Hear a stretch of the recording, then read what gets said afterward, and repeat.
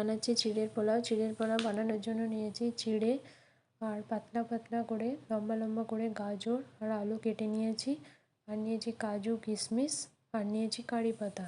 এরপর কড়াইতে সাদা তেল দিলাম। সাদা তেলটা ভালো করে একটু গরম হয়ে যাক। এরপরে দেব কাজু আর কিশমিশ। কাজু কিশমিশ দিয়ে একটু নাড়ব। দিয়ে কাজুটা যখন লাল লাল হয়ে আসবে তখন তুলে নেব। এখানে তেলে কিশমিশটা দেওয়ার জন্য একটু ফুলে গেছে, কিন্তু ওটা তুলে নেওয়ার পরে তেল থেকে দেখবেন কিশমিশগুলো আবার চুপসে যাবে। এবার ওই তেলের মধ্যে দিয়ে দেব কারি পাতা। কারি পাতাটা দিয়ে একটু ভালো করে নাড়বেন। যখন কারি পাতাটা একটু ভাজা ভাজা হয়ে আসবে, মুচমুচে হয়ে আসবে, তখন আমি দেব লঙ্কা কুচি।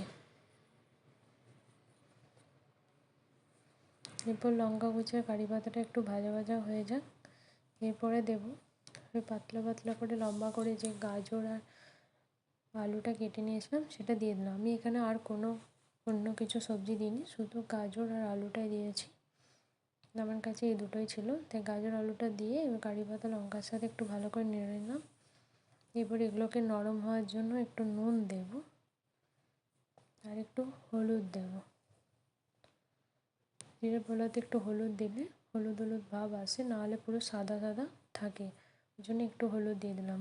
নুন আর হলুদ দিয়ে এরপর ভালো করে একটু নেড়ে নিলাম। এরপরে এটা ঢাকা দিয়ে রেখে দেব, যাতে এটা গাজর আর আলুটা একটু সেদ্ধ হয়ে যায় আর ভাজাও হয়ে যায়। এবার ঢাকা দিয়ে কিছুক্ষণ রাখার পরে দেখলাম গাজর আর আলুটা সেদ্ধ হয়ে গেছে। এবার খুন্তির সাহায্যে কেটেও যাচ্ছে।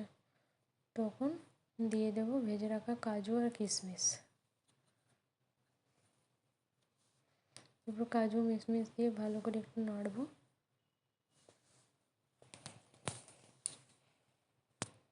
এরপর দিয়ে দেব যে চিড়েটাকে আমি ভালো করে ধুয়ে রেখেছিলাম, সেই চিড়েটা দিয়ে দিলাম।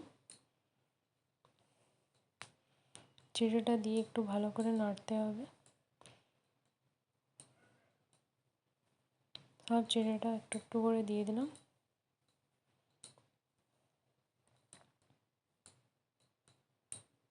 চিড়েটা দিয়ে একটু ভালো করে নাড়লাম।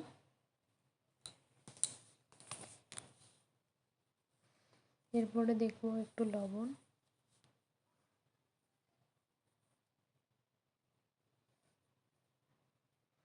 সবজির সাথে নুন দিয়েছিলাম, কিন্তু আর একটু নুন দেব। চিড়েটা দেওয়ার পর একটু নুন দিতে হবে। যদি আপনারা প্রথমে বেশি নুন দিয়ে থাকেন তাহলে নুন টেস্ট করে নুন দেবেন। আমি ওখানে সবজির সাথে কম নুন দিয়েছিলাম, তাই এখানে একটু নুন দেব।